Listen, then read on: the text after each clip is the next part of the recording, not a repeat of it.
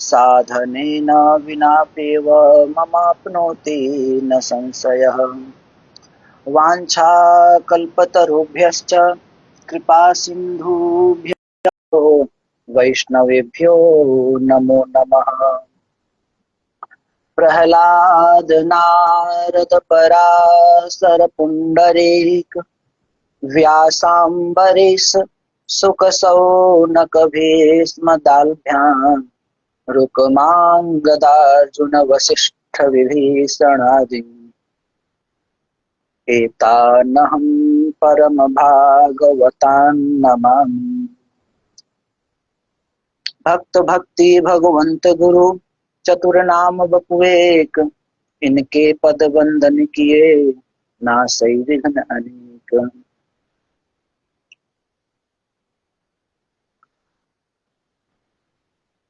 प्रेम से बोले श्री ठाकुर प्यारी लाल की जय, लाडली लाल की जय, श्यामा श्याम की जय, श्री राधा सर्वेश्वर प्रभु की जय,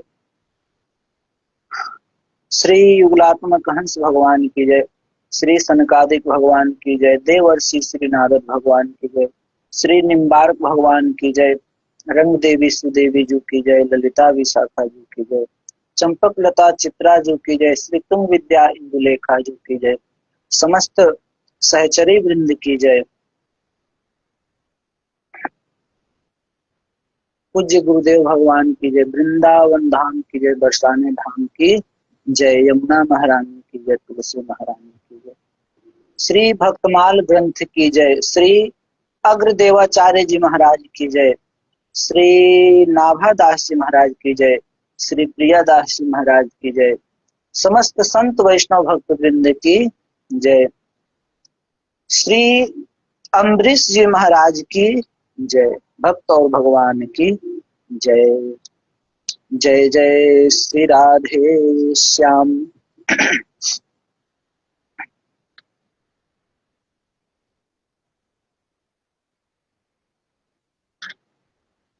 श्री राधे।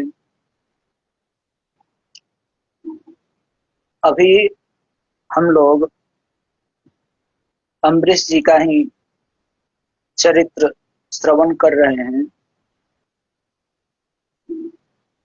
कल हम लोग श्रवण किए थे कि दुर्वासा ऋषि जो हैं अम्बरीश जी के पास जाते हैं, उनसे क्षमा याचना करते हैं,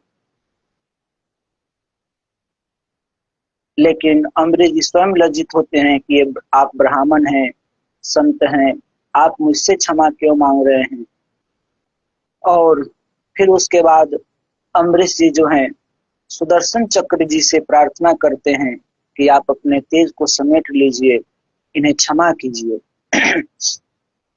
फिर उसके बाद सुदर्शन चक्र भी जो है अपने तेज को समेट लेते हैं। तो यहाँ तक के चरित्र जो है हम लोग श्रवण किए थे। अब आगे जो है प्रियादास जी क्या कहते हैं, आगे प्रियादास जी कहते हैं,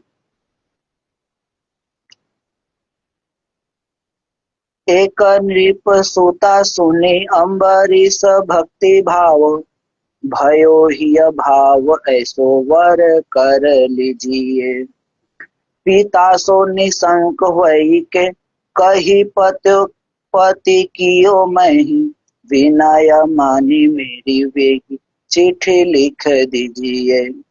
पाती लेके चलो विप्र क्षिप्र वही पूरी गयो, नयो चाव जान्यो ए पे कैसे दिया दीजिए। अब आगे प्रियादास जी कहते हैं कि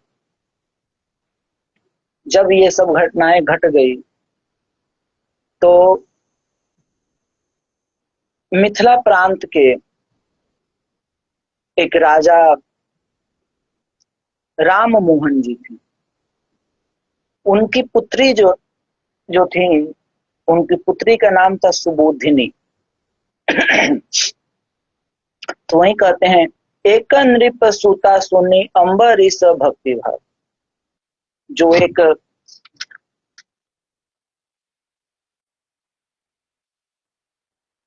राजकुमारी थी, सुबुधिनी नाम के, जब वो इनके भक्ति भाव को सुनती हैं तो इनसे बहुत प्रभावित होती हैं,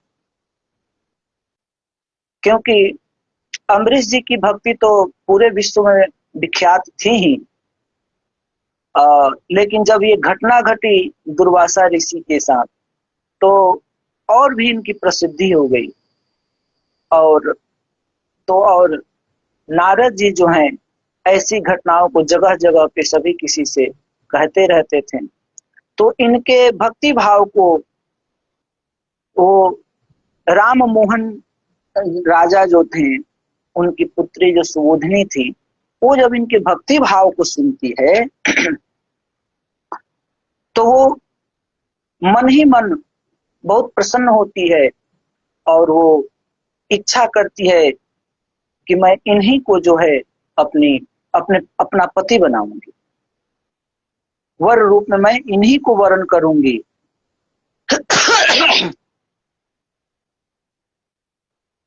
क्योंकि कहा गया है, देखिए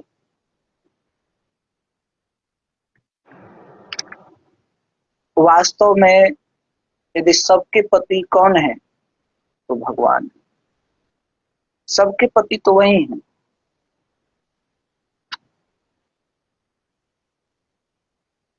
वास्तव में पति कौन है, वास्तविक पति कौन है?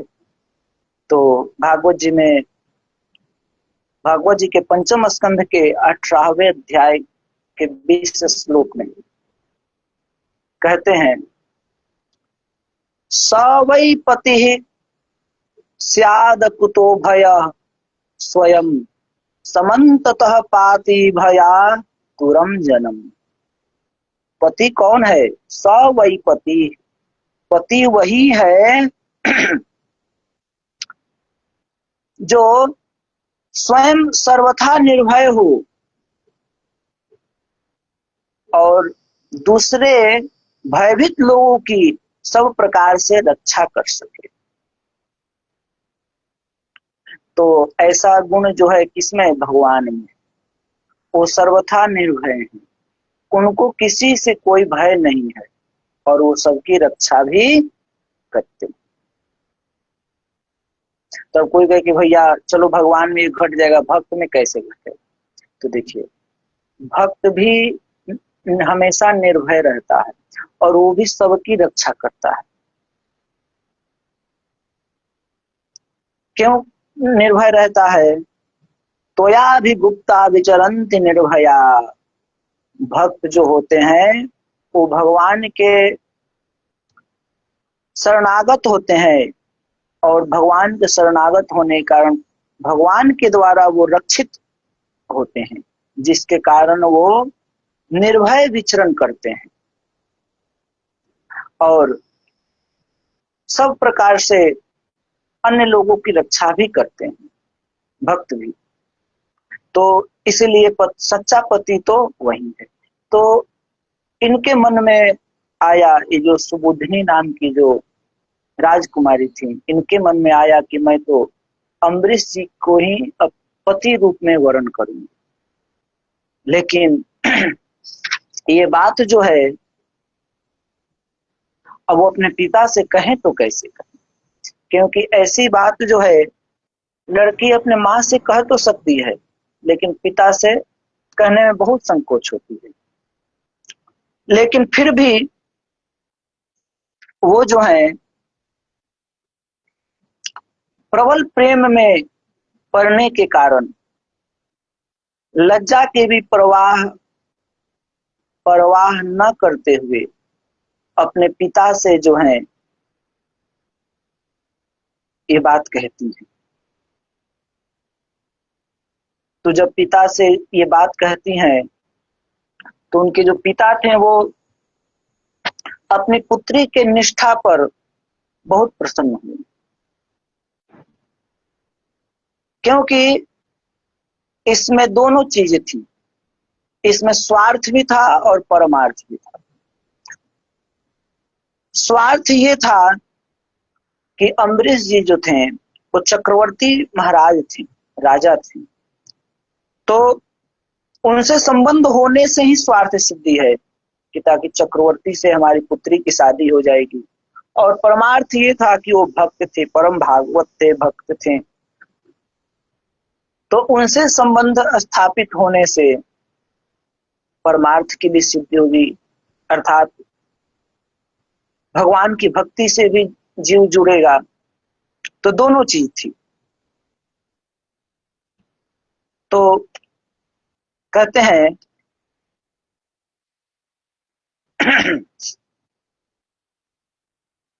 प्रियदासी कहते हैं, पिता सो निशंक वही के कही पति कियो मैं ही विनय मारी मेरी वेगी चिट्ठी लिख दी थी।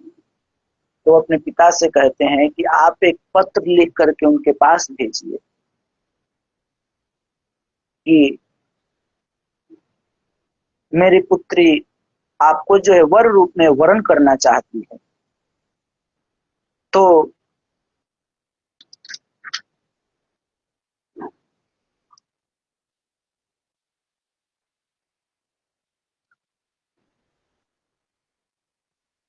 राजा जो हैं पत्र लिखते हैं और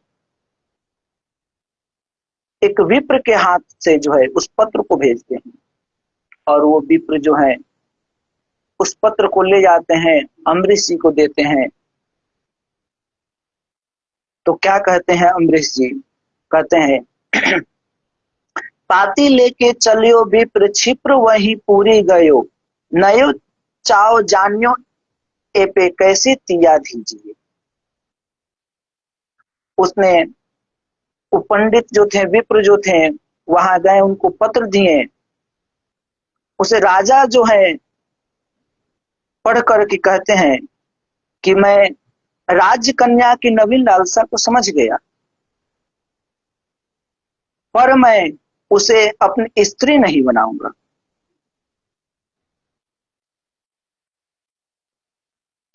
क्योंकि मेरे राजमहल में मेरी 100 रानियां बैठी हैं और उनसे बोलना भी मुझे अच्छा नहीं लगता। मैं तो दिन रात भगवान की सेवा में ही लगा रहता हूँ। इसलिए हे विप्रदेव, मेरी यह बात आप उस राजकन्या से जाकर कह दीजिए। तो ही प्रियदासी कहते हैं, कहो तू में जाए रानी बैठे सुत आए मोको, बोले न सुहाय प्रभु सेवा माझ भीजिए। कि आप जाकर के उनसे कहिए कि मेरी तो स्वयं 100 रानियां हैं, मैं तो उनसे भी नहीं बोलता हूँ, मैं तो भगवान की सेवा में हमेशा जो है लगा रहता हूँ। ये बात जो है आप जाकर के कन्या से कहिए। देखिए, कहा गया है शास्त्रों में, चाणक्य जी कहते हैं, क्या कहते हैं चाणक्य ऋषि? कहते हैं, नखी नाम च नदी नाम च श्रृंगी नाम शस्त्रपाणि नाम, विश्वासो नैव कर्तव्य स्त्री सुराज कुलेषु च।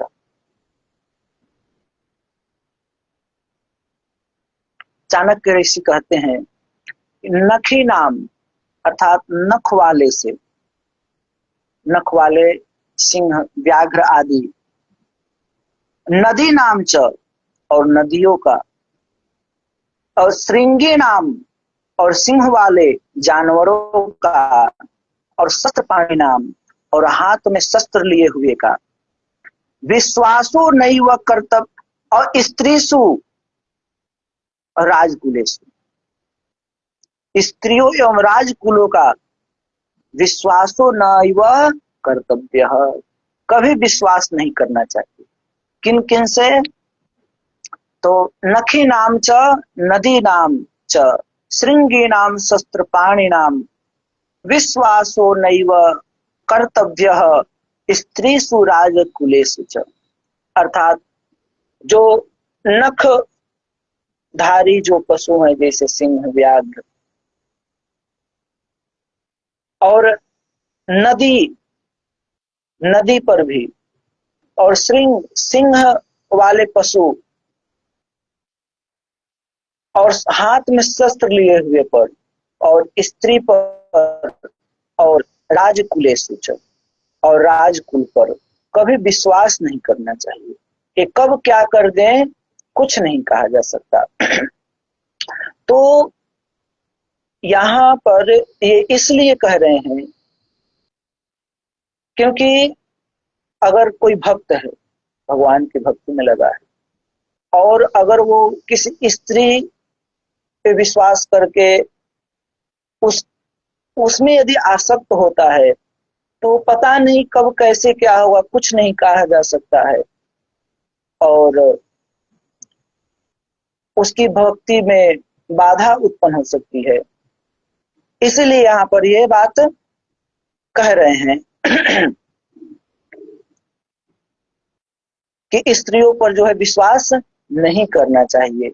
मतलब वो राजकुमारी जो है वो जो कह रही हैं कि मैं आपको वरण करना चाहती हूँ, तो ये भाव दे रहे हैं कि विश्वास नहीं, पता नहीं वो क्या करे क्या नहीं करे।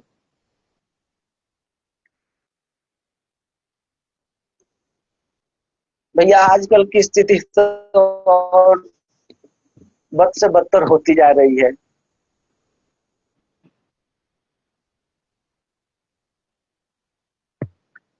तो इसलिए ये कह रहे हैं चाणक्य ऋषि की इन लोगों पे विश्वास नहीं करना चाहिए। देखिए कहते हैं एक पंडित जी थे, वो बहुत सुंदर कथा कहते थे पंडित जी। उनकी खूब प्रसिद्धि थी और उनके प्रसिद्धि को सुन करके जो वहां के जो राजा थे वो भी कथा सुनने आते थे।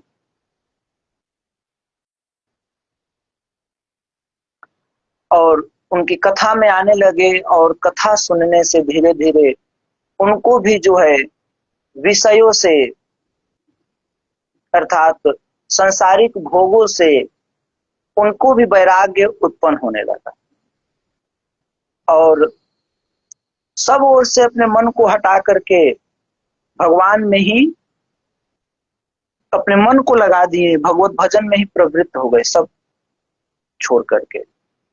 जब ऐसा हुआ तो रानी को जो है ये बात खटकी।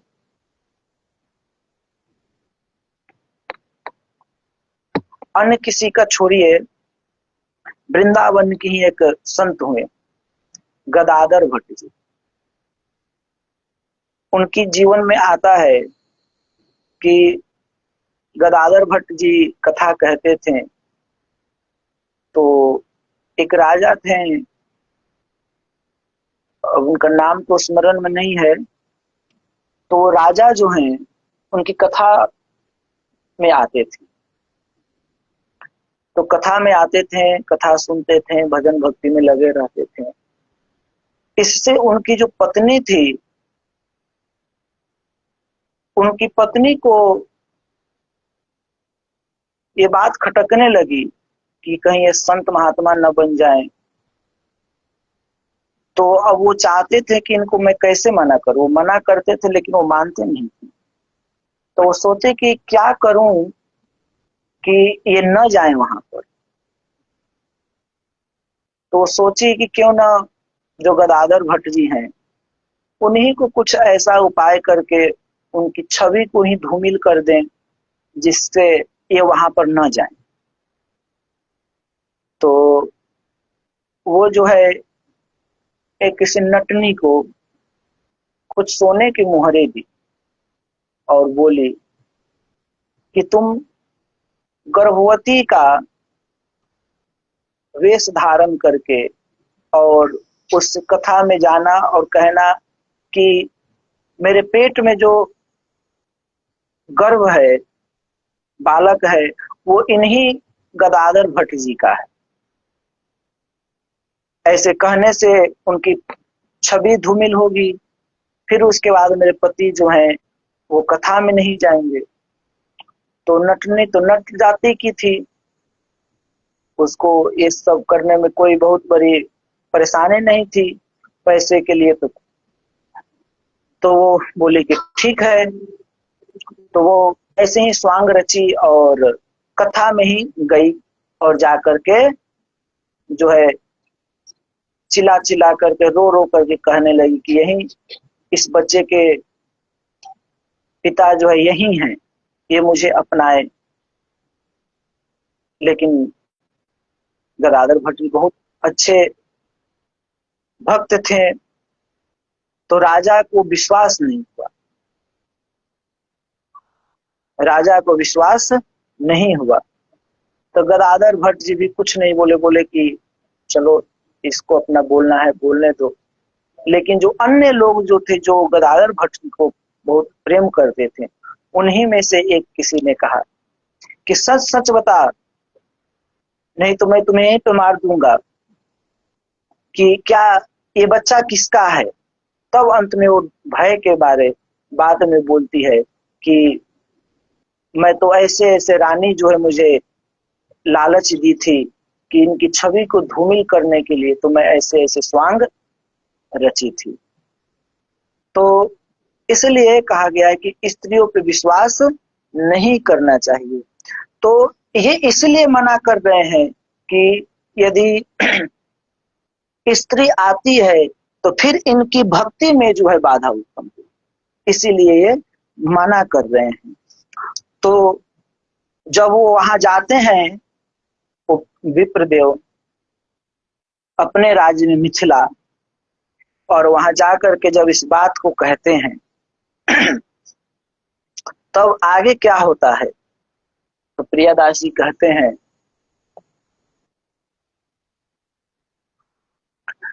कहो नृप सूता जो सो, कहो नृप सूता सो जो कीजिए जतन कौन, पौन जिमी गयो आयो काम नाही विया को, फेरी के पठायो सुख पायो मैं तो जान्यो बर, वह बड़े धर्म के लोभ नहीं तिया को, बोली अकुलाय मन भक्ति ही रिझाय लियो, कियो पति मुख नहीं देखे और पिया को, जाय के निशंक यह बात तुम मेरी कहो, चेरी जो न करो तो पेले वो पाप जिया को। अब जब ये विप्रदेव जब मिथिला जाते हैं और जा करके जो राजा की जो बेटी थी सुबुधिनी नाम की, उनसे जो है ये बात कहते हैं।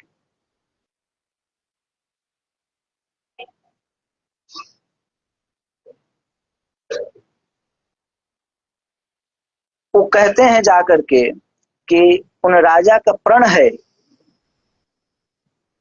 प्रण और पातिव्रत को सुनकर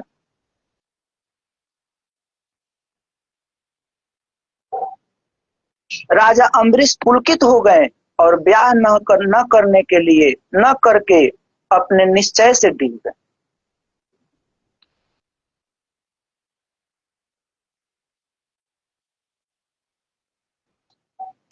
तो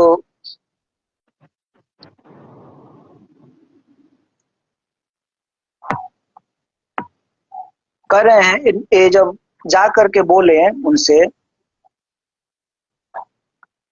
ये नहीं, अभी तो पहले ये ब्राह्मण जो है उस लड़की से ही कहते हैं, वो राजा की बेटी से, कि वो भगवान की भक्ति करेंगे, वो इनमें नहीं पड़ेंगे, वो शादी नहीं करेंगे। तो अब बताओ अब मैं क्या करूं, वो तुम्हारे इस पत्र को जो है स्वीकार नहीं कर रहे हैं, वो तुम्हें अपनी पत्नी नहीं बनाएंगे।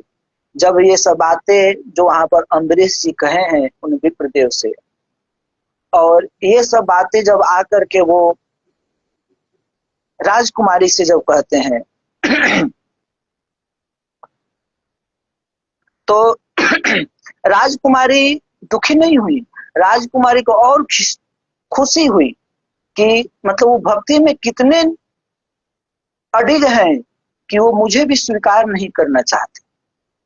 इससे और उनके मन में स्त्री के प्रति कोई लोभ नहीं है, ये सब गुण को देख करके परम विरक्त धर्मज्ञ जान करके ये मन ही मन और प्रसन्न हो गई राजकुमारी कि अब तो मैं यदि वरण करूंगी तो उन्हीं को वरण करूंगी, अन्यथा मैं किसी का वरण नहीं करूंगी।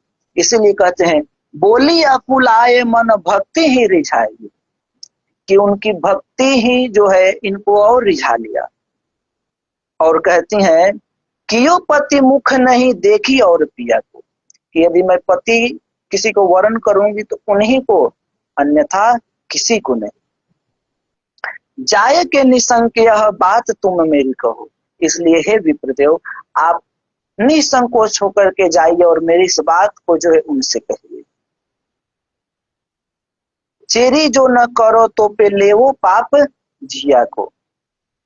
कहते हैं कि यदि आप उसे चरणों की दासी न बनाइएगा, और राजकुमारी कहती हैं विप्रदेव से कि आप जाकर के उनसे कहिएगा कि अम्बरीश जी से कि यदि आप उसे चरणों की दासी न बनाइएगा तो उसके प्राण त्याग के पाप को लीजिएगा। तो जब ये ऐसे बात कहते हैं तब विप्रदेव जो हैं क्या करते हैं, तो प्रियादास जी कहते हैं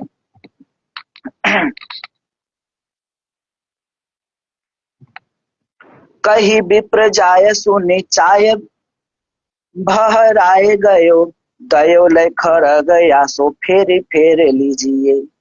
भयो जु विवाह उत्साह कहो मात नहीं, आई घर अम्बरीश देखी छवि भिजिए। कहो नव मंदिर में झारी के बसेरो देवो, देवो सब भोग विभो नाना सुख कीजिए।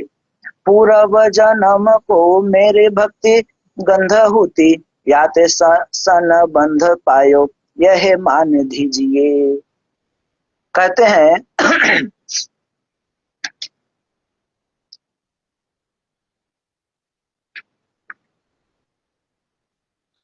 कि जब ब्राह्मण फिर वहां जाते हैं और अम्बरीश जी से उस राजकन्या की सभी बात कहते हैं, तब वो अम्बरीश जी जो है पुलकित हो गए और ब्याह न करने के अपने निश्चय से डिग गए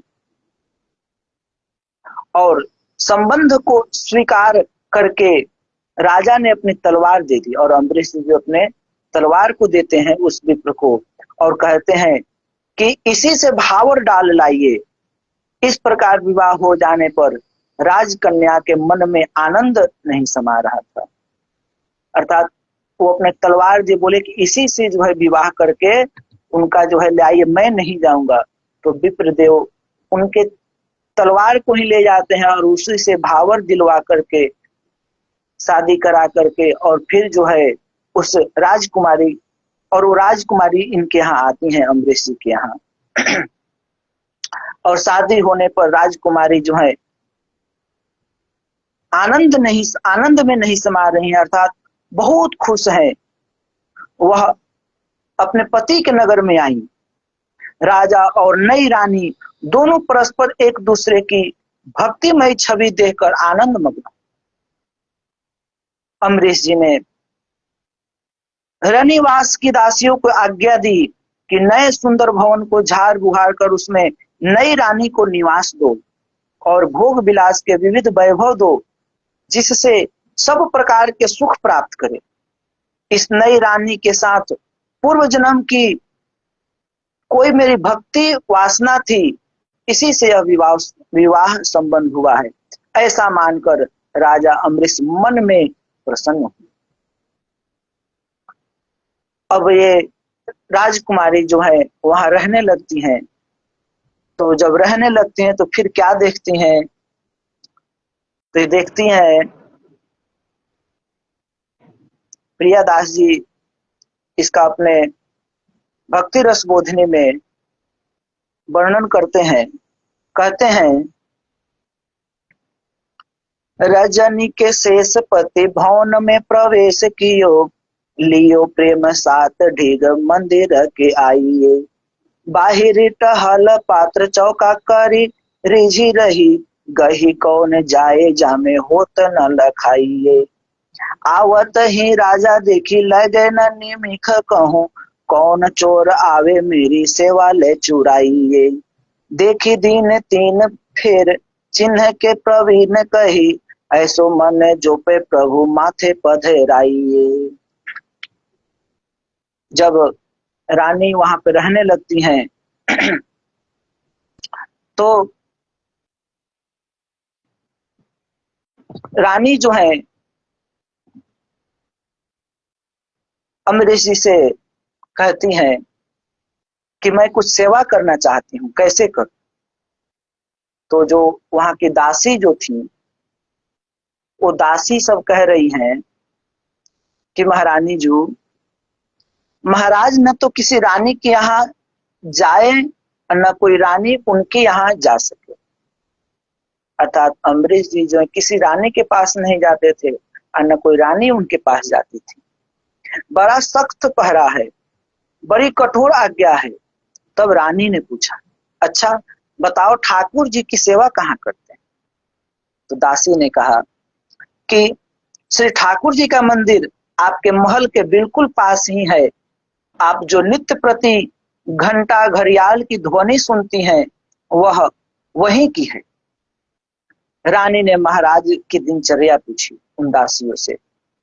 तो दासी ने कहा कि वैसे तो वो हर समय मंदिर के घेरे में ही रहते हैं, केवल प्रातः काल श्री सरयू स्नान करने तथा श्री ठाकुर जी सेवा के लिए जल लाने के लिए निकलते हैं। यह कहकर दासी ने रानी को मंदिर दिखा दिया। थोड़ी सी दूर थी रानी के महल और मंदिर में, थोड़ी ही दूरी थी रानी के महल और मंदिर में।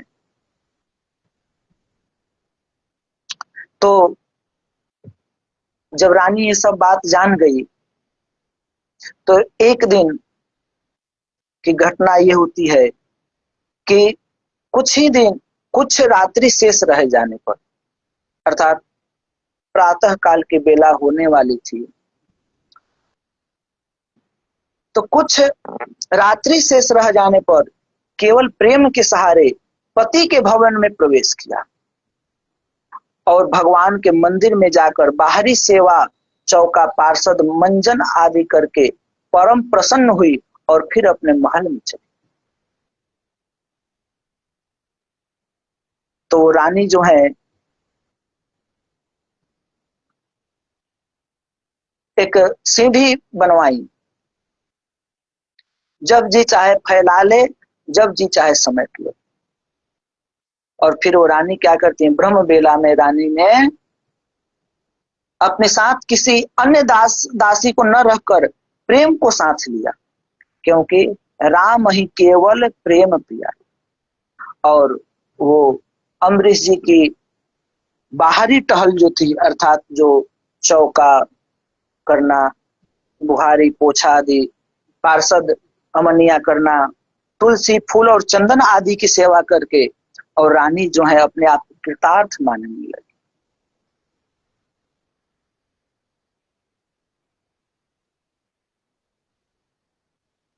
तो जब अम्बरीश जी जब समस्त कैंकर्य अपने हाथ से करते थे तो यहाँ तक कि भोग सामग्री के लिए आटा चावल तक स्वयं तैयार करते थे। अम्बरीश जी की इतनी अद्भुत निष्ठा थी, अद्भुत सेवा थी कि ठाकुर जी के लिए वस्त्र भी अपने से सिलते थे, चक्की भी अपने से चलाते थे, ठाकुर जी के लिए रसोई स्वयं से तैयार, ये न कि किसी दास दासियों से नहीं, अपने से संपूर्ण सेवा। ठाकुर जी के स्नान के लिए अपने से जल ले आना, सभी ठाकुर जी की पूरी सेवा अपने से करते थे। एक बार की बात है कि जब ठाकुर जी की रसोई के लिए जब अम्बरीश जी चक्की चला रहे थे और पसीने से जब भीग रहे थे तो स्वयं ठाकुर जी पीछे से पंखा झलने लगे। जब पंखा झलने लगे तो जब इनको थोड़ी ठंडक महसूस हुई तो जब पीछे मुड़ के देखें तो भगवान को देखकर अत्यंत दीन होकर के बोले, हे प्रभु, क्या आपको यह शोभा देता है तो भगवान कहते हैं कि तो क्या आपको चक्की चलाना शोभा देता है?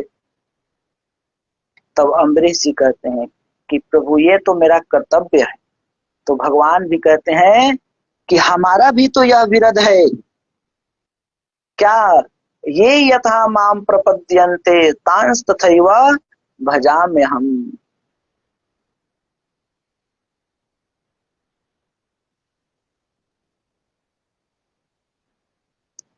तो भगवान, इनकी ऐसी अद्भुत अद्भुत लीला है भगवान के प्रति। सब सेवा अपने से करते हैं अम्बरीश जी भगवान के लिए।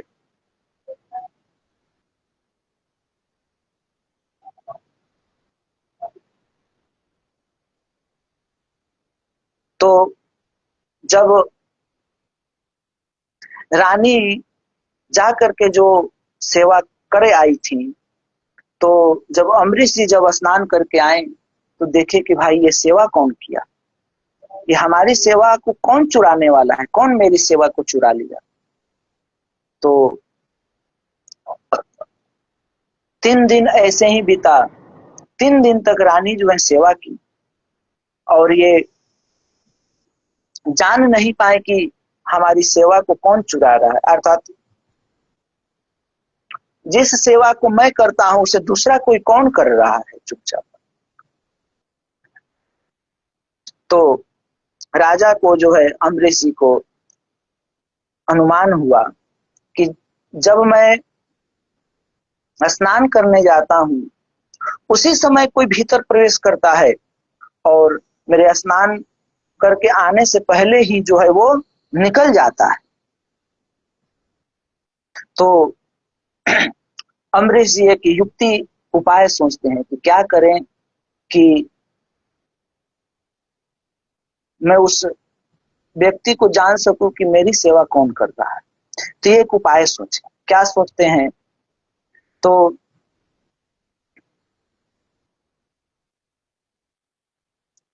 जब इनके स्नान जाने का समय हुआ तो नित्य नियम के अनुसार सेवकों ने जय जयकार किया, बाजे बजने लगे। तब महाराज ने सबको तो श्री सरयू तट पर भेज दिया, परंतु स्वयं लौट आए और भीतर महल में छिपे रहे। लेकिन रानी रोज 3 दिन से सेवा करने जाती थी, तो रानी समझी कि अम्बरीश जी तो स्नान करने चले गए, और रानी पूर्ववत महल में प्रवेश कर समस्त सेवा संपन्न कर जब ठाकुर जी को प्रणाम कर जाने लगी तो महाराज जो है उनके समक्ष प्रकट हो गए, आ गए।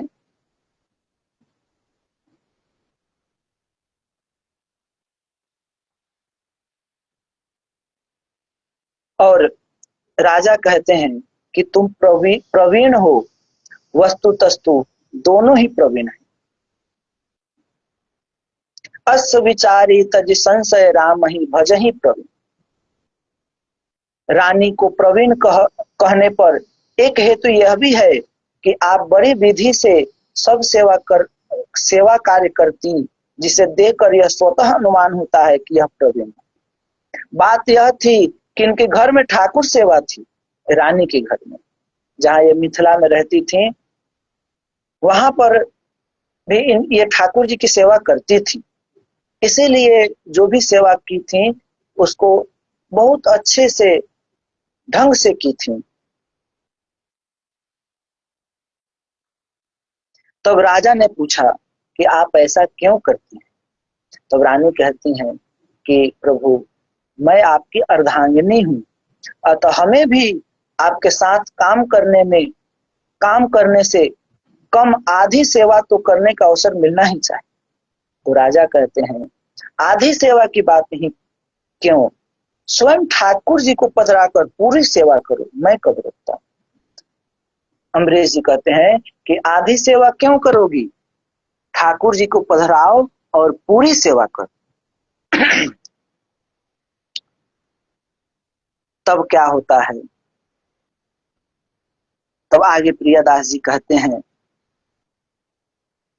लई बात मानी मानो मंत्र लय सुनायो कान, होते ही बिहान सेवा ने की पधराई है। करति सिंगार फिर आपू ही निहार रहे, लहे नहीं पार दृग झरी सी लगाई है। भई बढ़वार राग भोग सो अपार भाव, भक्ति विस्तार रीति पूरी सब छाई है। नृपहु सुनत अब लागी चौप देखी वे की, आए तत्काल मति अति अकुलाई है। कहते हैं कि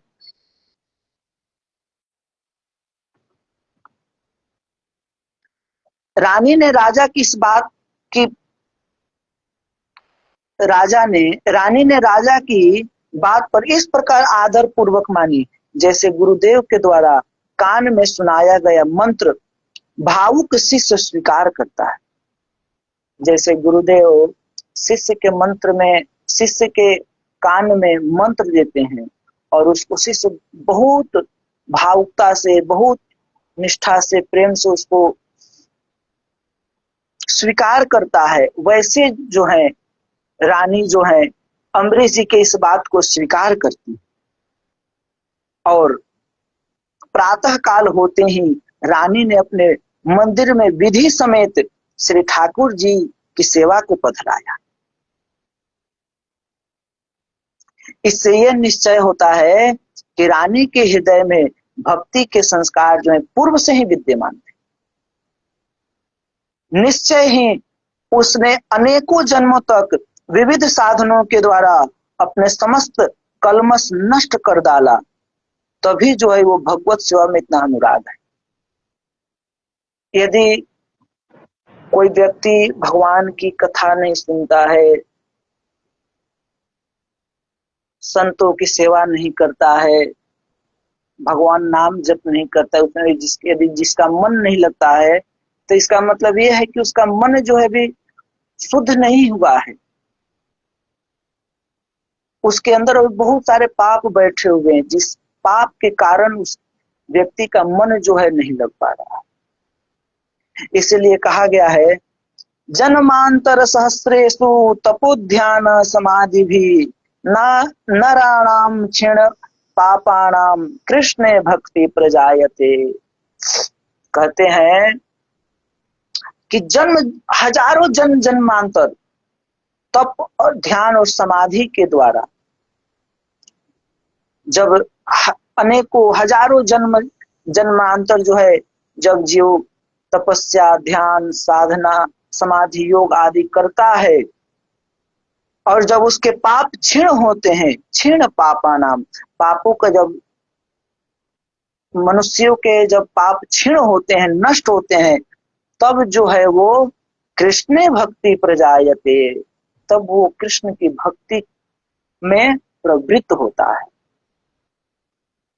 तो अगर ये भगवान की भक्ति में है तो इसका तात्पर्य यह है कि ये पूर्व जन्म में भी भजन करती थी, भक्ति करती थी, की है, तभी इनके हृदय में भगवान के प्रति इतने अनुराग है, प्रेम है।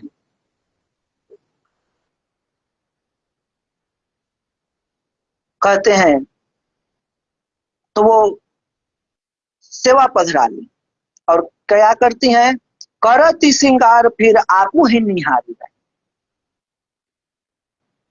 और वो रानी जो है ठाकुर जी की सेवा और श्रृंगार करके फिर उनकी सुंदरता की शोभा को एक टक से निहारती रहती है। रानी जब भगवान की सेवा करती हैं, स्वरूप की सेवा करती हैं, उनकी श्रृंगार करती हैं, तो उनकी भगवान के छवि को जो है निहारती रहती हैं, उनके स्वरूप माधुरी को जो है देखती रहती हैं और प्रसन्न होती हैं और अपार प्रेम में मग्न होती हैं। तो ही कह रहे हैं करती श्रृंगार फिर आपू ही निहारी रहे, लहे नहीं पार दृग झरी से लगाई है। और भगवान की मनोरम छवि को देख करके नेत्रों से प्रेम की अश्रुओं की झड़ी लग जाती है।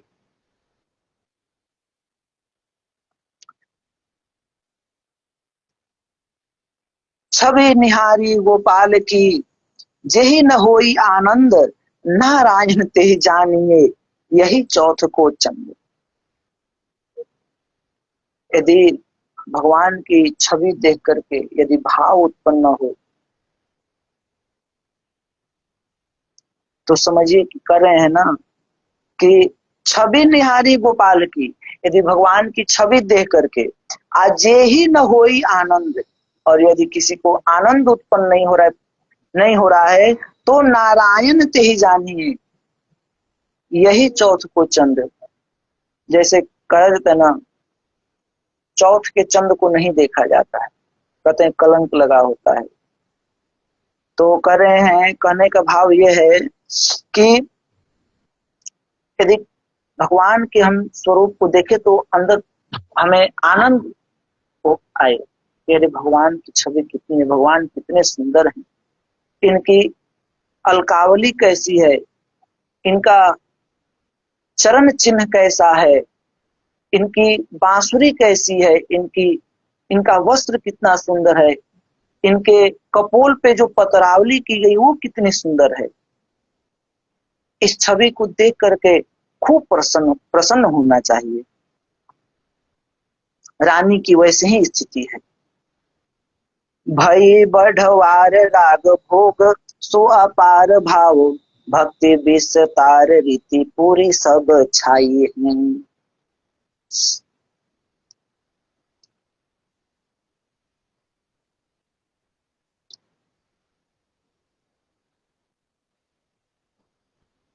कहते हैं कि रानी के अपार प्रेम भाव से दिन प्रतिदिन भोग राग में बढ़ोतरी होती चली गई। इस प्रेम भक्ति की तथा भोग राग आदि के विस्तार की बात सारे नगर में फैल गई। अर्थात अब तो अयोध्या में सबके घर जो है चूल्हा चक्की सब बंद हो गया, लोग प्रसाद से ही तृप्त हो जाते थे। अखंड नाम संकीर्तन तथा सत्संग का अलौकिक आनंद उमड़ता रहता।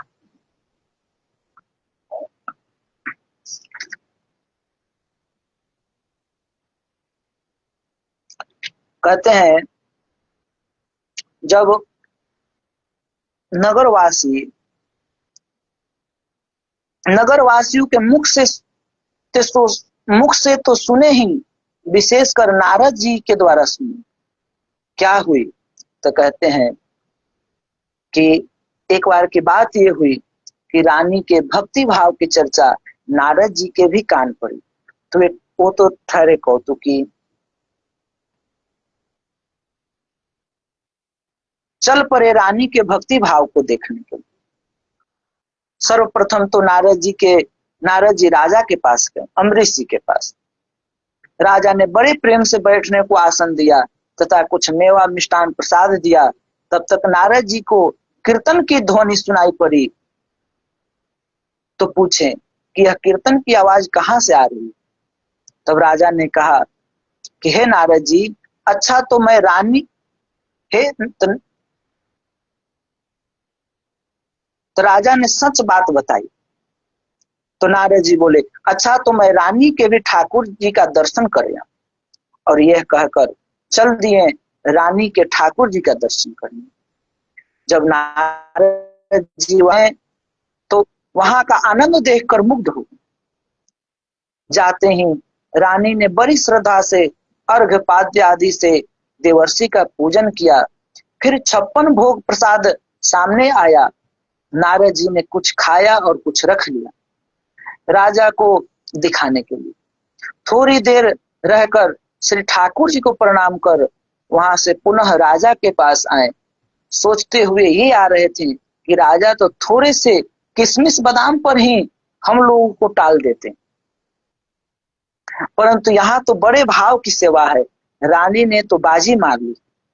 इस प्रकार रानी की भक्ति से प्रभावित नारद जी राजा के पास आकर रानी की सेवा पूजा भक्ति भाव की बहुत प्रशंसा किए और बोले कि महाराज, आज तक तो मैं सभाओं में समाज में आपकी भक्ति को ही सराहता था, परंतु आज तो मैंने आंखों देखा रानी आपसे भी आगे निकल गई।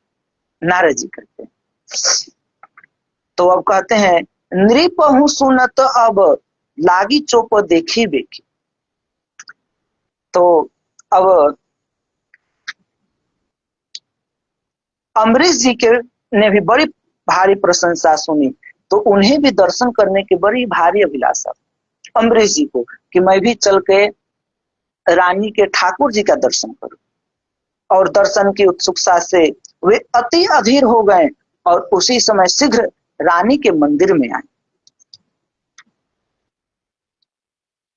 क्योंकि ये नारद जी आकर के प्रशंसा किए थे तो अवश्य ही विशेष भक्ति है, क्योंकि मृषा न होई देवर्षि भाखा।